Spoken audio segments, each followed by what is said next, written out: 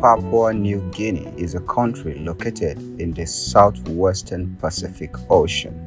It occupies the eastern half of the island of New Guinea, along with numerous smaller islands. The country shares a border with Indonesia to the west and is situated north of Australia. Papua New Guinea is known for its diverse culture, languages, and landscape, including dense rainforests, mountains, and coral reefs. It is renowned for its rich cultural diversity with hundreds of distinct ethnic groups, each with its own unique traditions, languages, and customs. One notable cultural group is the Huli culture. The Huli people reside in the Southern Highlands Province, particularly in the Tari Basin, and are famous for their intricate wigs and elaborate headdresses adorned with birds' feathers. They are known for their expertise in agriculture, particularly sweet potato cultivation, and their unique initiation ceremonies. The Huli are proud people who are believed they descended from one man called Huli, who was a master farmer and gave them the rich fertile land they enjoy today in the Huli Territory. The Ochre, red clay, and Ambua, which is Huli word for yellow clay and considered sacred in Huli culture, setting their warriors apart from those of neighboring tribal groups. The upper part of their face is painted yellow and the lower part ochre. The most distinctive feature of Huli culture is the elaborate hairstyles worn by both men and women. Men grow their hair long and fashion it into elaborate headdresses using natural materials like clay and pigments. Women also style their hair elaborately, often adorned with flowers and other decorations. The wigs on Huli traditional costumes are the genuine showstoppers. They are also prominent in Huli culture that male tribal members are referred to as wig men. The Huli preoccupation with wigs is linked to their peculiar initiation rituals at the age of 14 or 15. Huli males are separated from their family and brought to live in a sort of bachelor school to learn their social roles. The most significant activities at this time is caring for their boys' hair in order to make ceremonial wigs. They wet their hair 3 times a day with holy water and then sprinkle it with fern leaves while chanting spells. At this point, the boys must avoid eating fat and spicy meals to ensure that their hair grows strong. As the hair grows, it progressively shapes into mushroom shape with a bamboo band. To avoid ruining the shape, the boys must sleep on their backs with their heads supported by a block. After around 18 months, the hair is closely shaved and sewn into a typical Huli wig. The wig expert will embellish with colored clay, bird of paradise, or parrot feathers. Wigs are available for personal and ceremonial usage, as well as for sale. The most intricate ones can be sold to the highest bidder. After the lad's initial haircut, the process begins again. Some young men will make up to 5 or 6 wigs before getting married. According to Huli beliefs, wigs can only be made from their hair of unmarried boys and young men. Unmarried Huli men prepare for their adulthood in a unique manner. They attend a bachelor school for approximately 18 months to 3 years, where they are taught about the biological and ritual processes of masculinity. For much of this time, young males are segregated from their moms and women. And when they aren't, they are strictly prohibited from making physical contact with any female. Sexual interaction, in particular, would pollute their reserves of male essence. The Huli are grouped in clans, Hamigini, and subclans, Hamigini and men. Clans have residential rights within a Pacific territory, and membership is based on hereditary descent. Subclans are smaller groups within the larger clan and are the basic unit of Huli society. Huli women live separately from the men. The women make no decisions among the tribe. The men are able to own pigs and keep all food they grow to themselves. Men are often responsible for providing food to their wives. The Huli people form clans based on who they are related to. Each clan is made up of subunits or clan unit, which are descendants of a single male or female progenitor. Clan units are quite effective in terms of political businesses. They fight war, make peace, and pay indemnities independently of the neighboring clans.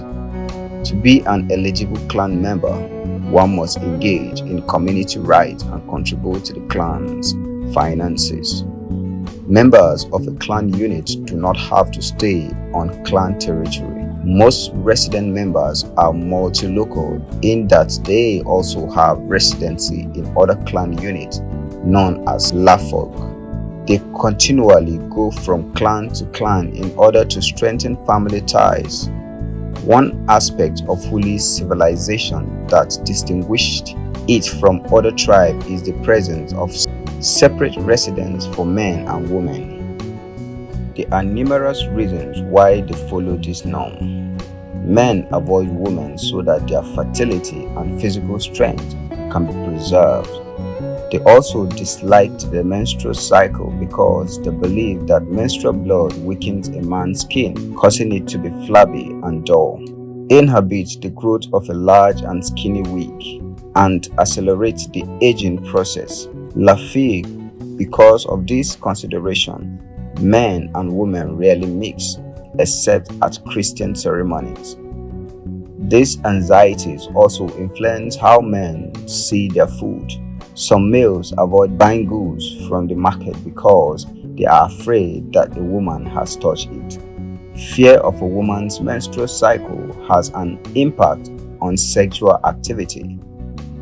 Men are supposed to stay from intercourse for 9 months after marriage, and the longer they abstain from all sexual acts, the greater the man.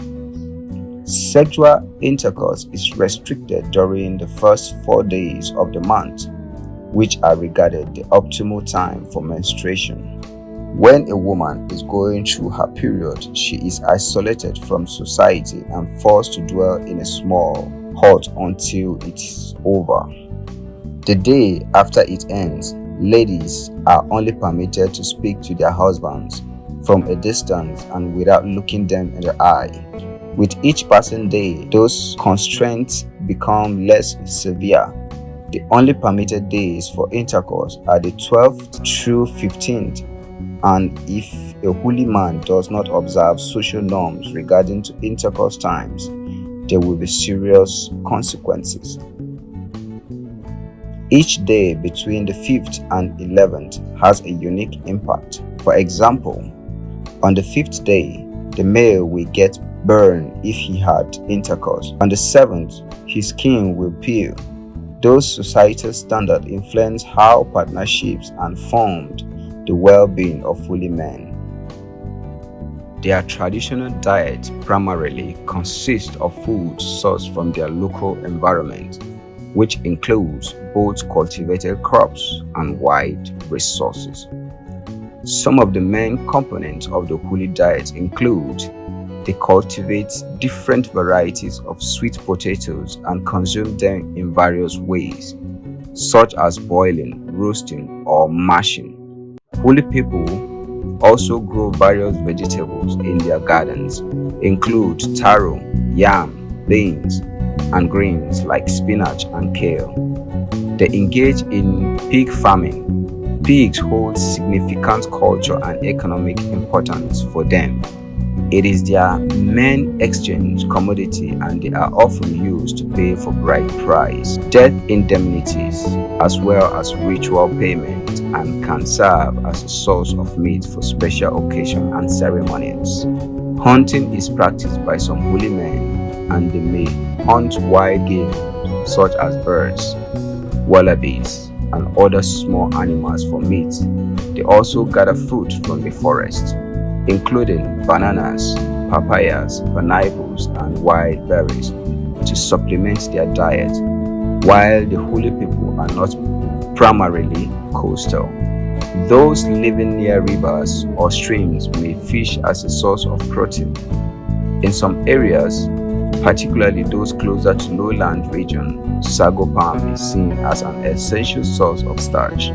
The pith of the sago palm is processed into a starchy substance that can be used in cooking. For Huli communities living near freshwater bodies or coastal areas, shellfish like freshwater mussels or crayfish may be part of their diet. They may also gather wild grains, herbs, and roots from their forests for consumption. They traditionally have a diverse and nutritious diet, relying on a combination of cultivated crops, domesticated animals, and wild resources from their environment. However, it is important to note that the modernization and increased contact with the outside world, the traditional dietary practice of the Huli people may have undergone some changes.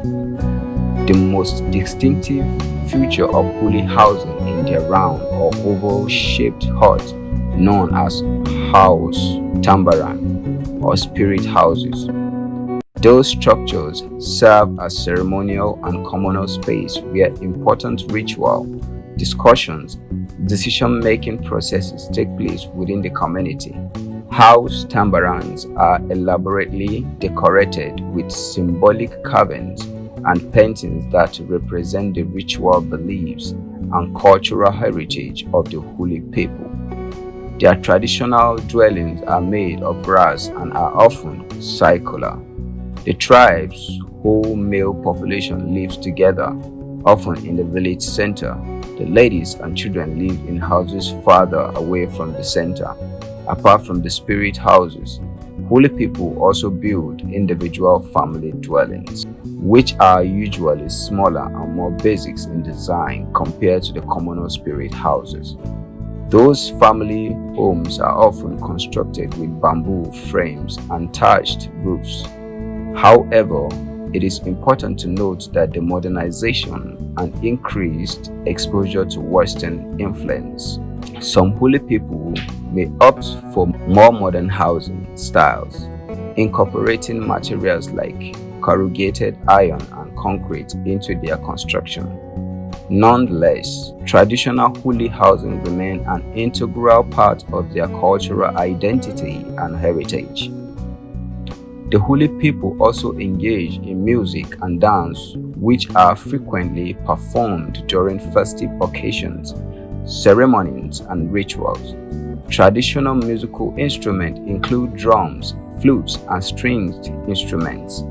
Dance performances include rhythmic movement, lavish costumes, and meaningful gestures.